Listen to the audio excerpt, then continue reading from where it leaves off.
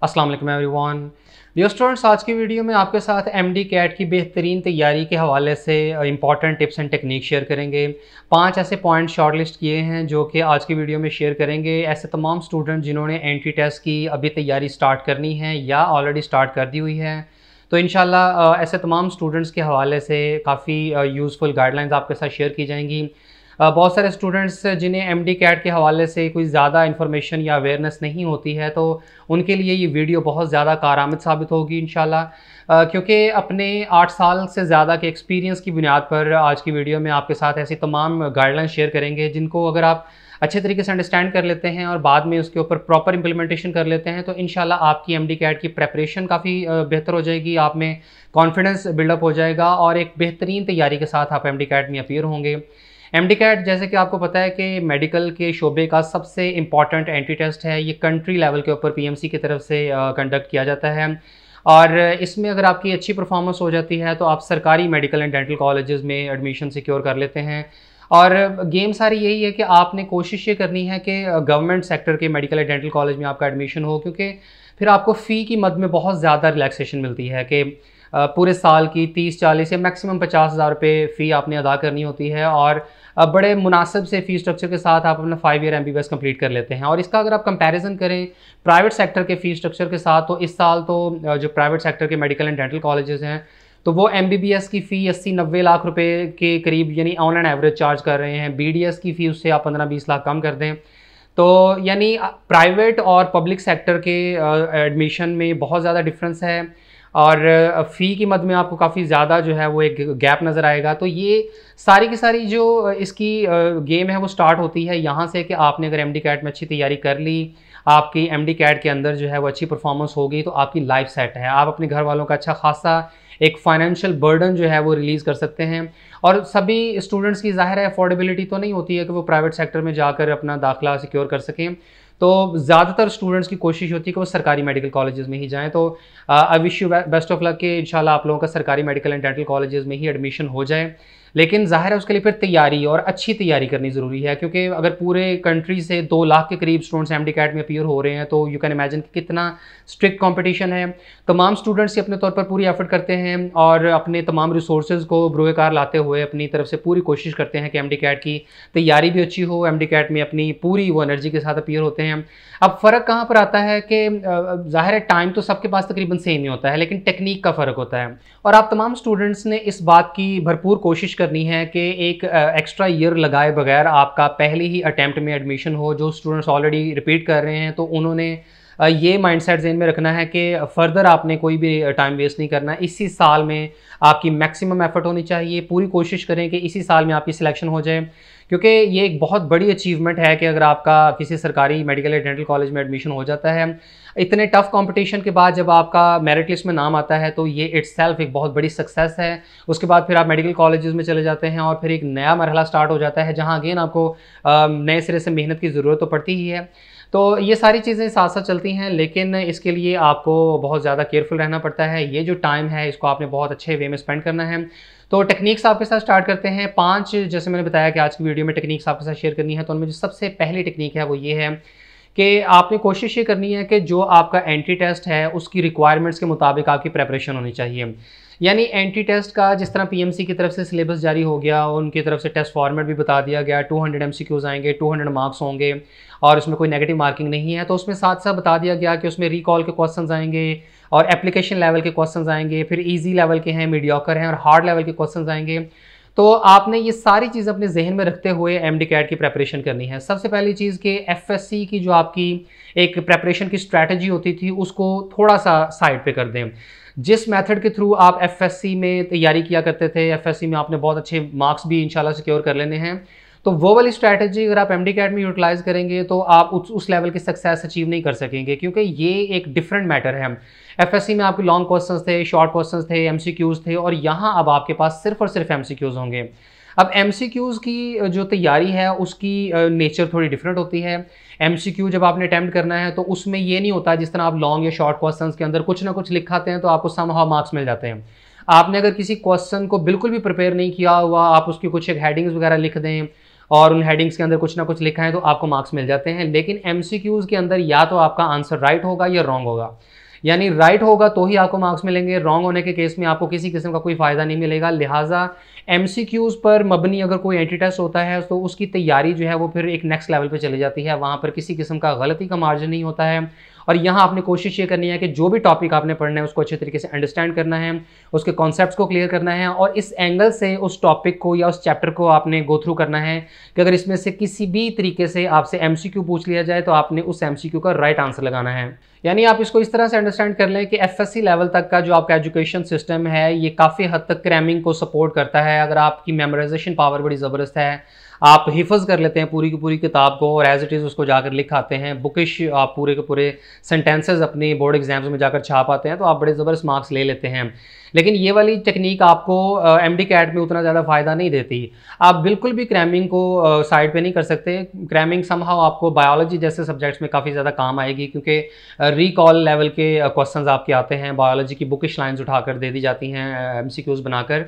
तो क्रैमिंग यानी मेमोराइजेशन भी आपकी साथ साथ चलेगी, लेकिन इसके अंदर आपने एक एलिमेंट ऐड कर देना है कि आपने कॉन्सेप्ट्स की क्लैरिटी करनी है। जो भी टॉपिक पढ़ना है उसका इन डेप्थ एनालिसिस करना है, अच्छे तरीके से अंडरस्टैंड करना है और इस लेवल की आपकी अंडरस्टैंडिंग होनी चाहिए हर टॉपिक से रिलेटेड कि अगर आप वो टॉपिक किसी को समझाने की कोशिश करें तो आप उसको अच्छे तरीके से समझा सकें।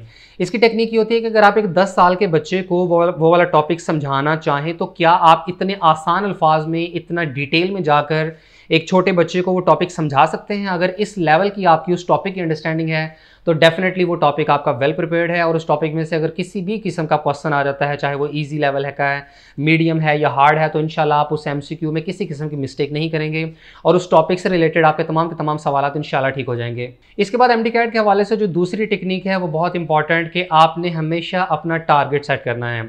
अब टारगेट दो तरीके का है। पहला टारगेट तो ये कि आपने कौन से मेडिकल कॉलेज में कौन से प्रोग्राम में एडमिशन लेना है, वहाँ का लास्ट ईयर का क्लोजिंग मेरिट क्या था, आपका जो टारगेट एग्रीगेट है वो कितना। मिसाल के तौर पर आप में से अगर कोई स्टूडेंट चाहता है कि आपने किंग एडवर्ड मेडिकल कॉलेज में एमबीबीएस के प्रोग्राम में एडमिशन सिक्योर करना है तो लास्ट ईयर उसका मेरिट 92.5% की रेंज में क्लोज हुआ था। तो इस साल अगर हम थोड़ा सा उसमें फ्लक्चुएशन एक्सपेक्ट करें तो लेट्स सपोज इस साल अगर 93% मेरिट उसका रहता है तो आपका टारगेट अब ये होगा कि आपने केई में जाना है, एमबीबीएस में एडमिशन सिक्योर करना है और आपका जो टोटल एग्रीगेट है वो 93% या इससे प्लस में होना चाहिए। एक तो ये टारगेट हो गया आपका इंस्टीट्यूशन और डिग्री प्रोग्राम के हवाले से, और दूसरा टारगेट फिर आपने ये सेट करना है कि आपके एमडी कैट में एग्जैक्टली कितने मार्क्स आने चाहिए। ये साइकोलॉजिकली बहुत ज़्यादा इंपॉर्टेंट है क्योंकि बाकायदा रिसर्चेज में भी ये बात आ चुकी है कि आपका जो टारगेट है ये एग्जैक्ट होना चाहिए। बाज़ स्टूडेंट्स जो हैं, बल्कि मोस्टली स्टूडेंट्स ऐसा ही करते हैं कि आपके अगर 200 मार्क्स का इस साल एमडी कैट होना है तो आप ज़हन में ये सोच लेते हैं कि इंशाल्लाह 180 प्लस मार्क्स लेने हैं, 185 या 190 प्लस लेने हैं। जब आप ये 190 प्लस या 185 प्लस की एक रेंज अपने जहन में सेट कर लें तो आपका माइंड क्लियर नहीं होता है, आपके जहन को एक क्लियर कट टारगेट नहीं मिलता है, बल्कि टारगेट आपका ये होना चाहिए कि आपने 197 मार्क्स लेने हैं, 195 लेने हैं या 192, कितने मार्क्स लेने हैं। इससे ये होगा कि आप अपने माइंड को लेट्स सपोज 2 एमसीक्यूज़ का 6 एमसीक्यूज़ या 8 एमसीक्यूज़ की रिलैक्सेशन दे देते हैं कि चलें इतने अगर गलत हो जाते हैं तो इट्स ओके, लेकिन इससे ज़्यादा की जो है वो लिमिट नहीं है, इससे ज़्यादा गलत नहीं होने चाहिए। तो उस मेंटालिटी के साथ जब आप प्रेपरेशन करते हैं तो आपकी एनर्जी डिफरेंट होती है, आप टॉपिक्स को ज़्यादा बेहतर तरीके से अंडरस्टैंड करते हैं और आपको एक मेंटल क्लैरिटी होती है कि भाई इतने मार्क्स लेने की पूरी कोशिश करनी है। फिर उस हिसाब से आपकी जो है वो टेस्ट में परफॉर्मेंस होती है, आप उस हिसाब से अपना पूरा जो है वो प्रेपरेशन का लाए अमल तैयार करते हैं। तो ये आपने लाजमी वर्किंग करनी है कि एक रेंज नहीं सेट करनी, एग्जैक्ट आपके एमसीक्यूज़ का आप 200 आउट ऑफ 200 का टारगेट सेट कर लें, आपकी मर्जी है। ऐसे केस में आप अपने आप को ज़्यादा जो है वो बूस्टअप करेंगे, मोटिवेटेड रखेंगे। 195 का टारगेट सेट कर लें, 190 का, लेकिन एग्जैक्ट फिगर आपके पास होनी चाहिए कि ये एमडी कैट का टारगेट है, इतना आपका टोटल एग्रीगेट होना चाहिए मैट्रिक, एफएससी और एमडी कैट का मिलाकर, और उसके बाद कॉलेज और आपका डिग्री प्रोग्राम। इंशाल्लाह अगर आप ये एक्टिविटी कर लेते हैं तो इससे आपको एक बड़ा एक ज़बरदस्त स्टार्ट मिल जाएगा और पूरी एमडी कैट की प्रेपरेशन का जो आपका ये सेशन है इसमें कहीं भी आप डावाडोल नहीं होंगे और मोस्ट प्रोबेबली इंशाल्लाह आप अपने टारगेट को मीट कर लेंगे। फिर इसके बाद तीसरी टेक्निक ये है कि आपने पूरे सेशन के दौरान अपने टाइम को बहुत इफेक्टिवली मैनेज करना है। Time management is self management. जब आप टाइम को प्रॉपरली मैनेज करना स्टार्ट हो जाएंगे तो इंशाल्लाह आपकी तैयारी बहुत स्मूथली होगी। टाइम मैनेजमेंट आपने किस तरीके से करनी है कि आपने डेली का एक टाइम सेट करना है कि आपने हर सब्जेक्ट को कितना कितना टाइम एलोकेट करना है। अगर आपने कोई सेशन ज्वाइन किया हुआ है, चाहे वो फिजिकल सेशन है या ऑनलाइन सेशन है या किसी भी किस्म की तैयारी का आपने कोई प्रेपरेटरी सेशन ज्वाइन किया हुआ है, तो उसको अलावा यानी जो आप क्लासेस अटेंड कर रहे हैं उसके अलावा घर पे आपने स्टडीज़ को कितना टाइम देना है, किस सब्जेक्ट को कितना टाइम देना है, ये आपने प्रॉपर अपना टाइम टेबल सेट करना है। और सिर्फ टाइम टेबल सेट नहीं करना, उसके ऊपर आपने बाकायदा इंप्लीमेंटेशन भी करना है। अगर 1-2 दिन में आप अपने टाइम टेबल को फॉलो नहीं कर पा रहे तो उस चार्ट को, उस टाइम टेबल को फाड़ के मत फेंकें, बल्कि उसके अंदर मॉडिफिकेशन करें, उसको रिविजिट करें और फिर उसके बाद दोबारा से कोशिश करें कि अपने उस प्रिपेयर टाइम टेबल के मुताबिक आपने उसके ऊपर पूरी एग्जीक्यूशन करने की कोशिश करनी है। मिसाल के तौर पर आप बायोलॉजी को 1.5 घंटा या 2 घंटा का टाइम दे दें। केमिस्ट्री अगर आपको टफ लगती है तो उसको आप 2 घंटे 2.5 घंटे दे दें। फिजिक्स का आपने 1-1.5 घंटा या जितना भी, ये मैं एग्जांपल के तौर पर आपको बता रहा हूँ। हर स्टूडेंट की इसमें स्ट्रैटेजी डिफरेंट होती है। आपके 4 सब्जेक्ट्स हैं, 5वां आपका लॉजिकल रीजनिंग है, उसका वैसे इस साल साइज़ थोड़ा कम हो गया हुआ है, सिर्फ 6 MCQs आने हैं। तो आप प्लान करें कि किस सब्जेक्ट को कितना टाइम आपने एलोकेट करना है और डेली बेसिस पर फिर लाजमी उस टाइम को मीट करें। कोशिश करें कि तमाम सब्जेक्ट्स को उसका जो आपने टाइम एलोकेट किया हुआ है वो लाजमी फिर दें। और ये कोशिश करें कि अभी चूँकि ये जुलाई का अगर महीना चल रहा है तो ऑल द वे सितंबर के मंथ तक आपकी जो टाइम मैनेजमेंट है वो बिल्कुल एक्यूरेट होनी चाहिए। फिर इसके अलावा एक टेक्निक ये भी होती है कि आप बेशक अपने इंडिविजुअल सब्जेक्ट्स को टाइम एलोकेट ना करें, लेकिन आपने जो अपना एक प्लान सेट किया हुआ है या जो आपने डेली के टॉपिक्स क्लासेस में पढ़े हुए हैं उनको घर आकर आपने लाजमी जो प्रिपेयर करना होता है तो वो लाजमी, यानी रोज़ का काम रोज़ साथ साथ लाजमी करते जाएं। अच्छा, उसमें फिर ये हो सकता है कि बायोलॉजी का आप काम जो है वो आधे घंटे में या घंटे में कंप्लीट कर लें। इसी तरीके से फिजिक्स, केमिस्ट्री, बायोलॉजी और बाकी इंग्लिश सब्जेक्ट हैं। तो एक टेक्निक तो ये है कि आप एक टाइम सेट कर लें कि इस सब्जेक्ट को आपने इतना टाइम लाजमी देना है। या दूसरी टेक्निक ये होती है कि आप अपने आप को टाइम बाउंड ना करें, बल्कि आप उसको एक्टिविटी बाउंड कर लें कि ये काम आज जो है वो लाजमी इन सब्जेक्ट्स के हवाले से करने हैं, और चाहे उसमें कम टाइम लगे, ज़्यादा टाइम लगे, अब ये आपकी अपनी पर्सनल एफिशिएंसी है। अगर आपकी स्पीड अच्छी है, आप जल्दी टॉपिक्स को ग्रैप्स कर लेते हैं तो अच्छी बात है, आप जल्दी अपने काम से फ्री हो जाएंगे। लेकिन अगर आपको ज़्यादा टाइम लगता है तो फिर जब तक आपका डेली का काम कंप्लीट नहीं हो जाता आपने बुक्स बंद नहीं करनी है। ये अगर आप कंसिस्टेंसी मेंटेन कर लेते हैं, ये 2-3 माह जितना भी आपका MD कैट का टेस्ट तक का टाइम अवेलेबल है, तो इंशाल्लाह ये टाइम मैनेजमेंट और इसमें जो रोज़ाना की बुनियाद पर आप अपनी एफर्ट पुट करेंगे तो ये चीज़ इंशाल्लाह आपको आपकी मंजिल के बहुत करीब ले जाएगी। तो टाइम को वेस्ट करने से बचिएगा, किसी एक्सटर्नल मोटिवेशन के इंतज़ार में मत बैठें, बल्कि आप अगर एक रूटीन डेवलप कर लेते हैं तो फिर आपको किसी के कहने की ज़रूरत नहीं पड़ेगी कि बैठ के पढ़ लो, बल्कि आपके अंदर खुद से एक एनर्जी होगी, एक जज्बा होगा कि आपने रोज़ाना की बुनियाद पर पढ़ना है और बिल्कुल भी टाइम वेस्ट नहीं करना। और ये रोज़ाना की बुनियाद पर अपना मूड ना देखा करें कि आज पढ़ाई का मूड है तो ठीक है जी आज पूरा दिन बैठ के पढ़ लिया, आज मूड नहीं है तो किताबों को हाथ तक ना लगाया। ये MD कैट एक सीरियस लेवल की गेम है, कंपटीशन भी ज़्यादा है, तो आपको ये एक प्रॉपर रूटीन डेवलप करने की लाजमी ज़रूरत है। टाइम को अगर आप अच्छे तरीके से मैनेज कर गए तो इंशाल्लाह बाकी की जो हर्डल्स हैं वो ऑटोमेटिकली रिमूव होना शुरू हो जाएंगी। फिर इसके बाद चौथी टेक्निक ये है कि आप जैसे जैसे अपने तमाम चैप्टर्स कंप्लीट करते जाएंगे तो कोशिश ये करें कि अपने जो टॉपिक्स हैं उनके अंदर जितना भी मटेरियल है उनको हाईलाइट करें, उन्हें सेग्रीगेट करें, उनकी डिवीज़न करें।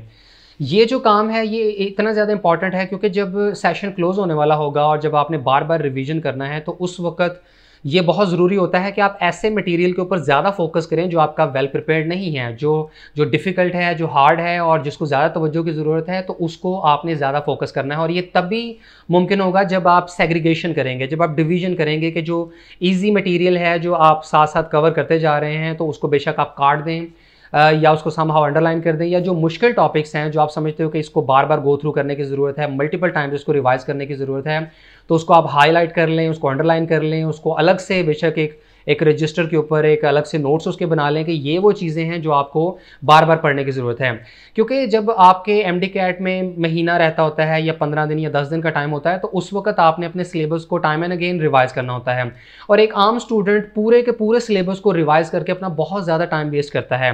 ऐसे टॉपिक्स को, ऐसे मटीरियल को बार बार पढ़ के आपने क्यों टाइम ज़ाया करना है जो कि आपका बहुत अच्छे तरीके से प्रिपेयर्ड है। यानी समटाइम्स ऐसा होता है कि कुछ टॉपिक्स आपने पूरी FSC के दौरान और फिर MD कैट की प्रेपरेशन के दौरान भी इतनी ज़्यादा मरतबा पढ़ लिया हुआ होता है, इतना आपको अच्छे तरीके से प्रिपेयर्ड होता है कि आप कहते हो कि इसमें से कोई भी MCQ आ जाएगा तो आप आंखें बंद करके भी उसका आसानी से राइट आंसर लगा लोगे। तो इस तरह के टॉपिक्स को अगेन एंड अगेन पढ़ के आपको दिली सुकून तो ज़रूर मिलेगा, आपको मज़ा आएगा कि यार मेरी बड़ी अच्छी तैयारी है, लेकिन उससे आपका टाइम वेस्ट होता है और ऐसे टॉपिक्स इग्नोर होते हैं जो कि तवज्जो तलब होते हैं। क्योंकि एक स्टूडेंट ने जब भी पढ़ाई स्टार्ट करनी है उसने हमेशा चैप्टर नंबर 1 से स्टार्ट करना है।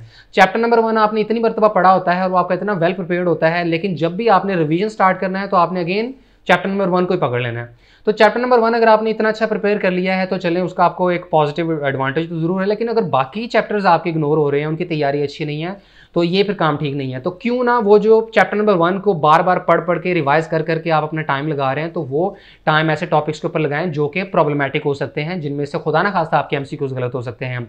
इस टेक्निक को आप कुछ भी नाम दे दें, चाहे आप हाईलाइटिंग कह लें, शॉर्ट लिस्टिंग कह लें, सेग्रीगेशन ऑफ मटेरियल कह लें, लेकिन ये एक्टिविटी आप पूरे सेशन के दौरान एमडी कैट की तैयारी करते हुए लाजमी किया करें। इसका बेनिफिट आपको at the end of the session होगा, क्योंकि जब आपने रिवीजन करना है उस वक्त आपने टारगेटेड रिवीजन करना होता है, आपने सिलेक्टिव रिवीजन करनी है। और अगर आपके पास नोट्स बने हुए होंगे या आपने अपनी बुक्स को रंगा होगा और पता होगा कि ये जो टॉपिक्स हैं ये ज़्यादा इंपॉर्टेंट है, इनके ऊपर तवज्जो देने की ज़रूरत है, तो ऐसे केस में आपका रिवीजन जो है वो बहुत इफेक्टिव होगा। तो ये शॉर्ट लिस्टिंग या मटेरियल्स को हाईलाइट करना ये टॉपर्स की टेक्निक है। अपनी बुक्स को साफ सुथरा ना रखें, बल्कि एमडी कैट की तैयारी और इवन बोर्ड एग्जाम्स की तैयारी में भी आपको अपनी बुक्स को जो है वो कलरफुल बनाना होता है। एक लाइक स्टूडेंट जो है वो कभी भी अपनी किताबों को नीट एंड क्लीन नहीं रखता, बल्कि वो साथ साथ नोट्स लिखता है, साथ साथ जो है वो वर्ड्स के मीनिंग लिख रहे होते हैं, हाईलाइट किया होता है, चाहे लेड पेंसिल ले लें, बॉल पेन ले लें, इंक पेन ले लें या डिफरेंट कलर्स के हाईलाइटर्स ले लें, लेकिन आपकी पूरी की पूरी बुक जो है ना वो कलरफुल होनी चाहिए। और इंशाल्लाह डेफिनेटली आपको इसका बेनिफिट होता है जिस वक्त आपने रिवीजन करना होता है। और इसके बाद आखिरी टेक्निक ये है कि आपने चूंकि एक एमडी कैट का टेस्ट देना होता है, वो टेस्ट एमसीक्यूज बेस्ड है, वो आपने एक एग्जामिनेशन हॉल में जाकर टेस्ट देना होता है, तो कहते हैं कि जिस तरह का आपका इम्तिहान हो आपकी तैयारी भी उसी तरीके से होनी चाहिए। आप जब बोर्ड एग्जाम्स की तैयारी करते हैं तो ऑब्वियसली उसमें आप फुल लेंथ पेपर्स देते हैं, उसमें आप लॉन्ग क्वेश्चन अटैम्प्ट करते हैं, शॉर्ट क्वेश्चन अटैम्प्ट करते हैं। बोर्ड एग्जाम्स की तैयारी के लिए रिटन प्रैक्टिस बहुत ज़्यादा ज़रूरी होती है। तो जब आपने इंटरव्यू देना होता है तो ऑब्वियसली उसमें फिर आपने अपनी कम्युनिकेशन स्किल्स देखनी होती हैं। आईने के सामने खड़े होकर आप आई कॉन्टैक्ट मेंटेन करके बात करने की कोशिश करते हैं। अब इसी तरीके से जब आप एमडी कैट की तैयारी कर रहे होते हैं तो उसमें ज़रूरत इस बात की होती है कि आपकी जो प्रैक्टिस है वो टेस्ट की मद में होनी चाहिए, एमसीक्यूज की सूरत में होनी चाहिए, और उसमें आपने अपने आप को टाइम सेट करते हुए जो है वो टेस्ट की अटैम्प्ट करनी होती है। मिसाल के तौर पर अगर आप क्लासरूम में बैठ के टेस्ट दे रहे हैं, 1 घंटे का टाइम आपके पास अवेलेबल है, कोशिश करें कि 1 घंटे में जो 60 एमसीक्यूज का मिसाल के तौर पर आपने टेस्ट देना है तो वो 40 मिनट्स में या 45 मिनट्स में आपका टेस्ट कंप्लीट होना चाहिए। फिर इसी तरीके से आप कोई भी टेस्ट देते हैं तो उसमें कोशिश करें उसको सीरियस लें और वो प्रेशर फील करने की कोशिश करें, अपने आप को ये बावर कराने की कोशिश करें कि शायद ये ओरिजिनल एमडी कैट का टेस्ट ही है और इसमें आपने मैक्सिमम परफॉर्मेंस शो करनी है। एक आपने जो तैयारी है वो टेस्ट के थ्रू करनी है, वो क्लासरूम के टेस्ट हो सकते हैं। अगर आपने ऑनलाइन सेशन ज्वाइन किया हुआ है तो वहाँ पर भी आप डिफरेंट टेस्ट अटैम्प्ट करते हैं, या घर बैठ के तैयारी कर रहे हैं तो आप अपने आप को जो है वो टेस्ट करें। और इसमें दूसरी टेक्निक फिर ये होती है कि आप एक रियल टाइम एनवायरनमेंट को महसूस करने के लिए, उस प्रेशर को फील करने के लिए डिफरेंट यूनिवर्सिटीज़ के मुख्तलिफ एंटी टेस्ट लाजमी देते रहा करें। ये एक ऐसी टेक्निक है जो हर साल ही मैं स्टूडेंट्स को रिकमेंड करता हूँ कि कभी भी आपकी ज़िंदगी का जो पहला एंटी टेस्ट है वो एमडी कैट नहीं होना चाहिए। आप बेशक जितनी मर्जी तैयारी के साथ चले जाएं, तो जब आप ज़िंदगी का पहला एक एंटी टेस्ट देने जा रहे हैं एमडी कैट के एग्जामिनेशन हॉल में जाते हुए, वहाँ का एक डिफरेंट सिनेरियो होता है, वहाँ का माहौल मुख्तलिफ होता है, तो पैनिक होने के बहुत ज़्यादा चांसेस होते हैं, अपना कॉन्फिडेंस लूज़ करने के बहुत ज़्यादा चांसेस होते हैं। तो एक्सपीरियंस गेन करें। इम्प्रूवर्स या रिपीटर्स के पास जो सबसे बड़ा हथियार होता है, जो सबसे बड़ा उन्हें एडवांटेज होता है, वो यही होता है कि उनके पास एक्सपीरियंस मौजूद होता है। उन्हें पता होता है कि लास्ट ईयर हमने कहाँ कहाँ गलतियाँ की थी, कहाँ कहाँ पर डेफिशिएंसीज रह गई थी, तो वो अपने आप को इम्प्रूव करते हैं। तो ये जो एक्सपीरियंस है, ये जो आपने तजुर्बा है, ये ज़रूरी नहीं है कि एमडी कैट में ही बार बार अपीयर होकर आपने लेना है। ये तो जो तजुर्बा है ये आप मुख्तलिफ यूनिवर्सिटीज़ के एंटी टेस्ट देकर भी ले सकते हैं। मिसाल के तौर पर आप आगा खान यूनिवर्सिटी का टेस्ट अगर आपने उसमें अप्लाई किया है तो वो दे दें। एनटीएस की तरफ से नेट का टेस्ट हर महीने कंडक्ट होता है, वो वाला टेस्ट दे दें। यूनिवर्सिटी ऑफ एग्रीकल्चर फैसलाबाद की तरफ से 2 एंटी टेस्ट हैं। इसके अलावा पीएमएएस एरिड एग्रीकल्चर यूनिवर्सिटी रावलपिंडी की तरफ से साल 3 टेस्ट कंडक्ट हो रहे हैं। इसके अलावा आपको कोई भी एंटी टेस्ट कहीं पर भी मिलता है जिसमें मेडिकल के स्टूडेंट्स अपीयर हो सकते हैं, तो वो बेशक एक्सपीरियंस के लिए दे दें। चाहे आपने उस यूनिवर्सिटी में एडमिशन लेना है या नहीं लेना है, आप उस यूनिवर्सिटी में जाना चाहते हैं या नहीं जाना चाहते, आपका जो टारगेट है, आपकी मंजिल है एमडी कैट, और उसमें बेहतरीन परफॉर्मेंस, उसके लिए आप ये प्रैक्टिस टेस्ट देते रहें। नम्स का टेस्ट दे दें, इसके अलावा ई कैट में आप अपीयर हो सकते हैं, या आपके सिटी में या करीबी टेस्ट सेंटर्स में कोई भी आपका अगर टेस्ट है तो उसमें लाजमी अपीयर हो जाएं। और ये अगर आप 5-6 मुख्तलिफ एंटी टेस्ट दे देते हैं तो इसकी बिना पर आप अपनी गलतियों से सीखेंगे। आपने अगर कोई अपना टेस्ट इनकम्प्लीट छोड़ दिया हो तो आप कोशिश करेंगे अगली बार अपनी स्पीड तेज़ करने की। यानी हर वो गलती जो आपने एक मरतबा किसी भी एंटी टेस्ट में दे दी है तो ऑटोमेटिकली आप नेक्स्ट एंटी टेस्ट में उस गलती को रिफाइन करने की कोशिश करेंगे, उस गलती को रेक्टिफाई करने की कोशिश करेंगे। तो फिर इंशाल्लाह होगा ये कि आप गलतियां करेंगे, सीखेंगे, फिर गलतियां करेंगे, सीखेंगे, और इवेंचुअली अपनी जो परफेक्ट अटैम्प्ट होगी, जो मोस्ट रिफाइंड अटैम्प्ट होगी, वो आप एमडी कैट में देंगे। और ऐसे केस में इंशाल्लाह आप फील करेंगे कि एमडी कैट में अपीयर होते हुए आपके हाथ पाँव नहीं कांप रहे होंगे, बल्कि आप पूरे कॉन्फिडेंस और एतमाद के साथ एग्जामिनेशन हॉल में एंटर होंगे और अपना बेस्ट परफॉर्म करेंगे। तो ये वो टेक्निक्स हैं जिनके ऊपर अगर आप इम्प्लीमेंटेशन कर लेते हैं, इसमें थोड़ी सी आपको एफर्ट तो करनी पड़ती ही है डेफिनेटली, लेकिन इसका आपको बहुत ज़्यादा एक साइकोलॉजिकल बेनिफिट मिलेगा, एक कंपेटिटिव एडवांटेज मिलेगा बाकी स्टूडेंट्स के ऊपर। और ये टॉपर्स की टेक्निक्स हैं। ये वो स्टूडेंट्स जो मेडिकल कॉलेजेस में पहुंचे हुए हैं, जब वो अपने एक्सपीरियंसेस शेयर करते हैं तो वो यही चीज़ें शेयर कर रहे होते हैं कि भाई हमने इस तरीके से एमडी कैट की प्रेपरेशन की है।